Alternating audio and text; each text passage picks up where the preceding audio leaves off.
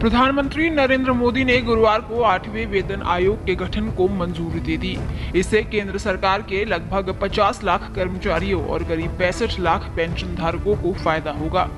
ये केंद्रीय कर्मचारियों के वेतन, भत्ते, पेंशन और अन्य लाभों की समीक्षा करेगा और उसी के हिसाब से वेतन में बढ़ोतरी की सिफारिश करेगा। ये वेतन आयोग साल 2026 तक अपनी रिपोर्ट सौंपेगा। अब आपको बताते हैं वेतन आयोग है क्या। वेतन आयोग असल में एक हाई लेवल कमेटी है। इसका गठन केंद्र सरकार करती है। सबसे हालिया वेतन आयोग 2014 में गठित हुआ और इसकी सिफारिशें 2016 में लागू हुई थी। वेतन आयोग का मकसद ये तय करना है कि आर्थिक परिस्थितियों के हिसाब से कर्मचारियों को सम्मान से जीने लायक उचित वेतन मिले। ये सरकारी कर्मचारियों के आर्थिक कल्याण के लिए सुधारों की सिफारिश करता है।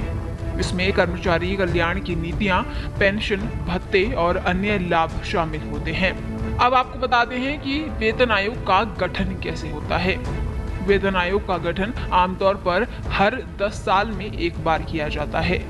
हालांकि ये जरूरी बंदिश नहीं है। सरकार आर्थिक पहलुओं को ध्यान में रखकर इसका गठन 10 साल से पहले या बाद में भी कर सकती है। वेतन का गठन जरूरत के मुताबिक किसी भी सरकार के कार्यकाल में किया जा सकता है। इसका प्रमुख कोई न्यायाधीश, अन्य उच्च पदस्थ अधिकारी हो सकता है।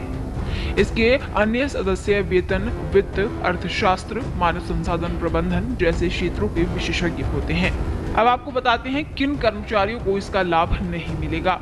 7वें वेतन आयोग के मुताबिक सिविल सर्विसेज के दायरे में आने वाले वे सभी कर्मचारी वेतन आयोग के दायरे में आते हैं जिन्हें देश के कंसोलिडेटेड फंड से वेतन मिलता है। वहीं पब्लिक सेक्टर अंडरटेकिंग और ऑटोनॉमस बॉडी के कर्मचारी और ग्रामीण डाक सेवक वेतन आयोग के दायरे में नहीं आते हैं।